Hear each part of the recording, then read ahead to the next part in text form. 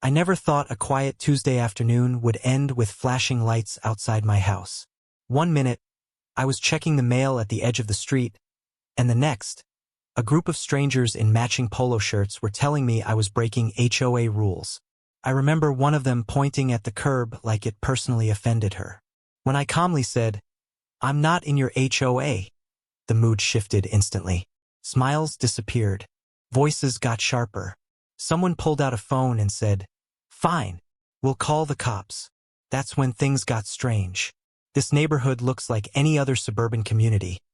Clean sidewalks, trimmed lawns, kids' bikes leaning against driveways. The kind of place where people assume everything is regulated, controlled, and owned by someone else. And for years, that assumption worked in the HOA's favor. They fined people. They threatened people. They enforced rules like they were the law. No one questioned it. Until that day. When the police arrived, the HOA members looked confident, almost relieved. They spoke fast, overlapping each other, explaining how I was trespassing, refusing to follow HOA regulations, causing problems. I stood there quietly, listening. I wasn't angry. I wasn't scared. But I could feel something tightening in my chest. Not panic, but anticipation. Because what they didn't know was the one detail that changed everything. I had bought this street years ago. Not just the house. Not just the lot. The actual roads. The sidewalks. The very ground they were standing on while demanding I obey their rules.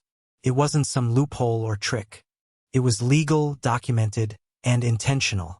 And it was about to turn their certainty upside down. As the officers finally turned toward me and asked for my side of the story, I saw doubt flicker across their faces. The HOA president crossed her arms tighter. One of the neighbors stopped recording.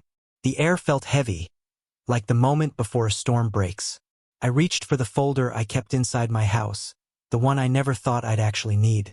The one holding proof that this entire situation was built on a lie everyone believed, until now. And just as I handed the documents to the officer, I realized something chilling. If I was right, everything they thought they owned. They didn't. The truth is, this confrontation didn't come out of nowhere. It had been building for years, quietly, the way pressure builds behind a wall you don't know is cracked. When I first moved into this area, the HOA was already well established. They had signs at every entrance, newsletters slipped into mailboxes, and a reputation for being strict but fair. I wasn't part of it, though. My property sat just outside their official boundary, something most people never noticed because the street layout made it look seamless. Back then, I didn't care. I kept my place clean, followed basic city codes, and minded my own business. But slowly, the notices started appearing. A warning about parking, a reminder about trash bins, a letter citing HOA rules I had never agreed to. Each time, I responded politely, explaining that I wasn't in their homeowners association. Each time, the response grew colder. What made it worse was how confident they were. The HOA board spoke like authority came from volume instead of legality. They'd stand at the curb during their walks, clipboards in hand, watching homes like sentries. Neighbors whispered about fines, threats, and letters stamped, "Final Notice." People complied not because they understood the rules, but because they were afraid of conflict. For me, the tension was personal. Years earlier, when I purchased the property, my lawyer had walked me through the paperwork slowly, making sure I understood every line. The sale included easements, maintenance responsibility, and something most buyers overlooked: the private ownership of the streets and sidewalks. It sounded almost unreal at the time, like a technicality that would never matter. I remember laughing and saying, "So I own the road now?" He didn't laugh back. He just nodded and said, "Legally? Yes." I never used that fact as leverage. I never mentioned it. I didn't want problems. But the HOA kept pushing, testing limits, assuming silence meant surrender. And every time they crossed the line, I felt that quiet pressure rise again. Standing there with the police now, I could feel all of that history humming under the surface. The HOA president's voice was tight, rehearsed, like she'd told this story before. The officers listened carefully, eyes moving between us, reading the situation. Neighbors gathered at a distance, pretending not to stare. When the officer asked for proof, I hesitated, not because I didn't have it, but because once I showed it, there was no going back. The balance of power in this neighborhood would shift, and I wasn't sure who would pay the price for that. As I opened the folder and saw the official seals and signatures inside, one thought echoed in my mind. What happens when people realize the authority they feared was never real to begin with? As the officer flipped through the first few pages, the street seemed to hold its breath. No one spoke, but everyone reacted. The HOA president leaned forward, eyes narrowing, as if proximity alone could change what was written on the paper. Another board member stepped back, phone still recording, but his hand was shaking now. Across the street, a neighbor I'd only ever waved to clutched her robe tighter. Her expression caught somewhere between curiosity and fear. That's when the side conversations began. One of the officers quietly asked about city records. The other stepped aside to make a call. The HOA president noticed immediately. Her confidence cracked just enough to show irritation. Then something else. Panic. She raised her voice, reminding everyone about community standards and years of enforcement, as if repetition could make it all official. I realized then that this wasn't just about me. If I was right, it threatened the foundation of her authority. A memory surfaced I hadn't thought about in years. A neighbor named Mark, who used to park his work truck on the street. The HOA fined him repeatedly until he sold the house and moved. At the time, I'd assumed he broke some rule. Now, standing there, I wondered how many people had been pushed out under the same false assumptions. The thought made my stomach tighten. I had stayed quiet. I had known more than I shared. That was the moral weight settling in. Another complication emerged when a city maintenance supervisor arrived unexpectedly, called by the police to clarify jurisdiction. He looked just as confused as everyone else when he checked the map on his tablet. The street wasn't marked the way it should have been. Lines blurred. Records conflicted. Years of paperwork layered over each other like sediment, hiding the truth beneath. The HOA board seized on the confusion. "See?" one of them said loudly. "Nothing's clear. This is why we manage it." Their argument wasn't legal, it was emotional, fear-based, order versus chaos. Some neighbors nodded along, desperate for stability, even if it was built on intimidation. I felt the pull of that fear too. What if I was wrong? What if a technical detail invalidated everything? What if exposing this only made life harder for everyone, including me? For the first time, doubt crept in, not about the documents, but about the consequences. The officer returned from his call, expression unreadable, and asked the HOA president a question that made her freeze. She didn't answer right away. She glanced at the gathered neighbors, then at me, her jaw tightening. The sun dipped behind a cloud, and the temperature seemed to drop with it. Whatever was coming next wouldn't just decide who owned the street. It would decide who had been lying all along. The officer repeated the question, slower this time. About permits. About recorded authority. About where the HOA's power actually began. No one answered right away. The HOA president's face tightened, a practiced smile flickering on and off like a bad signal. She glanced at the other board members, searching for backup. None came. One stared at the ground. Another pretended to check messages. The confidence they'd arrived with was draining, replaced by something raw and defensive. A neighbor spoke up, quietly, then another. "I paid those fines," someone said. "They threatened liens," another added. "They said they could tow my car." Each sentence landed heavier than the last. The crowd grew closer, no longer spectators. The street that had always felt controlled suddenly felt exposed, like a secret everyone had agreed not to question was finally being spoken out loud. I stayed silent. My heart was pounding, but I didn't interrupt. This wasn't about proving I was right anymore. It was about what everyone else was realizing. Years of HOA enforcement. Years of fear. Years of rules that might not have meant anything at all. The second officer returned, holding his radio lower now, his tone more serious. He asked me to confirm when I purchased the property. I answered. He asked about the documentation. I nodded toward the folder still open in his hands. He didn't look at the HOA when he spoke next. He looked at his partner. That's when the HOA president snapped. She accused me of misleading the neighborhood, of hiding technicalities, of undermining community trust. Her voice cracked on the last word. Not anger, something closer to desperation. I realized she wasn't afraid of the police.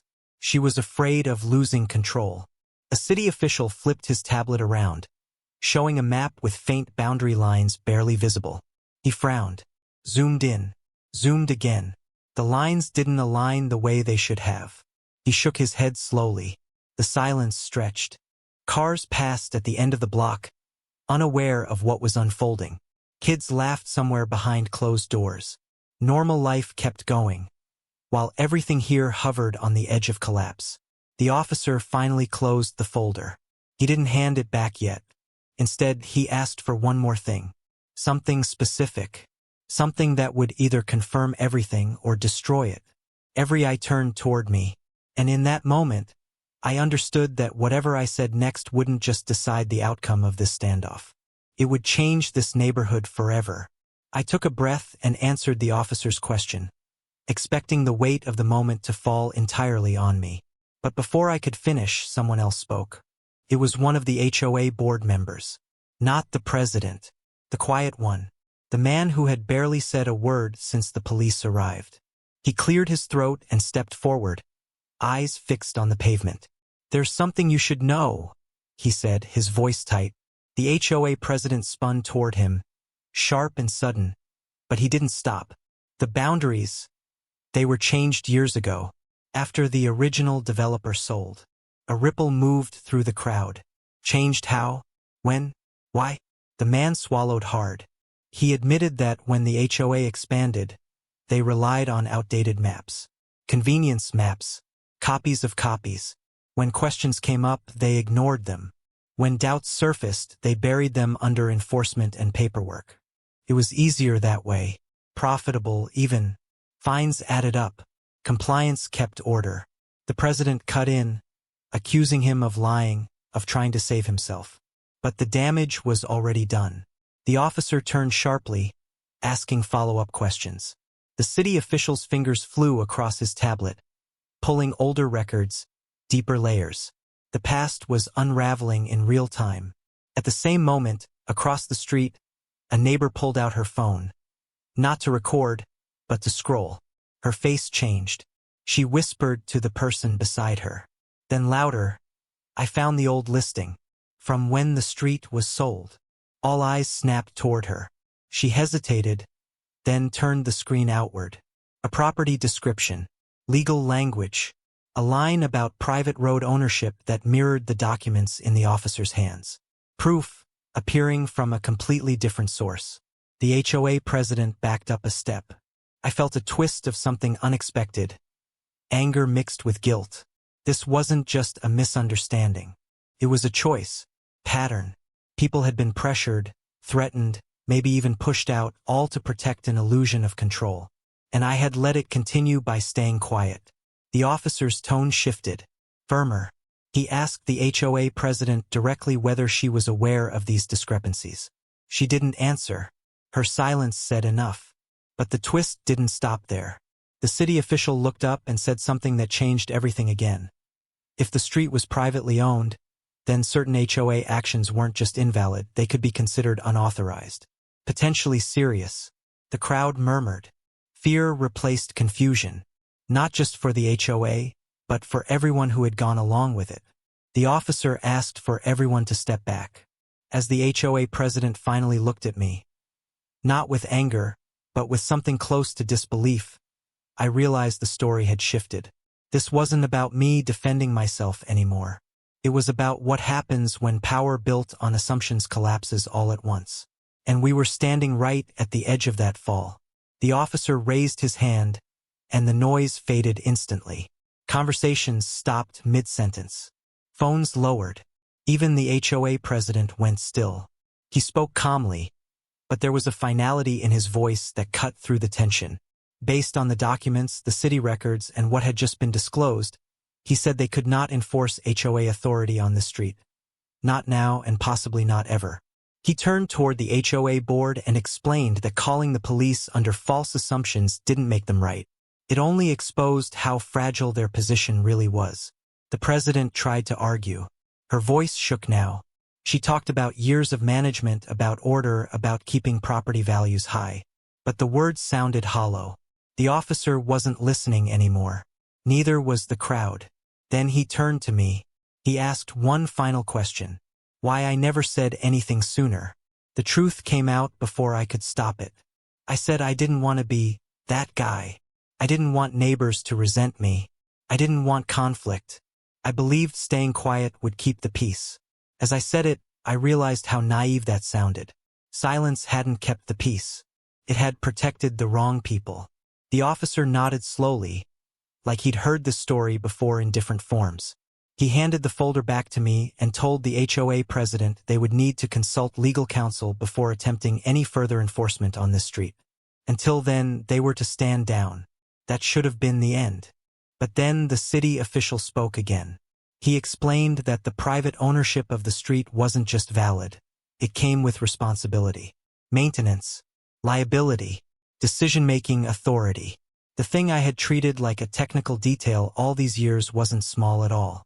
It was power, real power. And then came the final twist. Buried in the same records that proved my ownership was another clause, one I had never noticed. The original sale allowed the street owner to grant or revoke access agreements. The HOA hadn't just been enforcing rules without authority. They had been using roads they never had permission to manage. The weight of that landed hard. The HOA president's shoulders slumped. Not defeated, exposed. Around her, neighbors exchanged looks that said everything words couldn't. Relief, anger, regret. The officers left once the situation was formally documented. The crowd slowly dispersed. No shouting, no victory laps, just quiet processing. As I stood alone on the sidewalk, I looked down the street I legally owned and finally understood what had been foreshadowed all along. This was never about roads or rules. It was about what happens when unchecked authority meets someone who finally decides to speak. And the real consequences were only just beginning.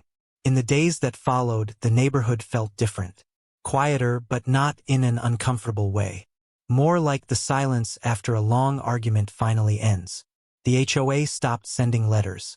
The signs at the entrances quietly disappeared. No more clipboards. No more threats dressed up as community standards. People still waved when they passed each other. But now there was something else in their eyes. Relief mixed with curiosity, and for some, regret. A few neighbors came by to talk. Not to argue, to understand. One apologized for never speaking up when the fines came. Another admitted they'd been scared to question the HOA, even when things felt wrong. Hearing that made something loosen inside me. I hadn't been alone in this after all. We'd all just been isolated by fear. The HOA president resigned a week later. No announcement. No explanation. Just gone. I didn't feel victorious about it. I felt sad. Power had consumed her so slowly she probably never noticed the moment it stopped being about the community and started being about control. That realization stayed with me longer than the confrontation itself. As for the street, I worked with the city to formalize access agreements so nothing like this could happen again. Transparency mattered now. Not just legally, but emotionally. Ownership, I learned, isn't about winning. It's about responsibility. The same documents that protected me also forced me to step up. Looking back, the most unsettling part wasn't that the HOA called the cops. It was how easily authority went unquestioned for so long. How silence can look like agreement. How fear can feel like order. If there's one lesson this experience left me with, it's this. Just because something has always been done a certain way doesn't mean it's right. And just because someone sounds confident doesn't mean they're correct. That street taught me something I won't forget. Real power doesn't come from rules or titles. It comes from truth and the courage to finally say it out loud. If this story made you think differently about authority, community, or standing your ground, share it with someone who needs to hear it. And if you want more real-life stories where ordinary people challenge unfair systems, don't forget to like, subscribe, and stay tuned. Sometimes the quietest streets hold the loudest lessons.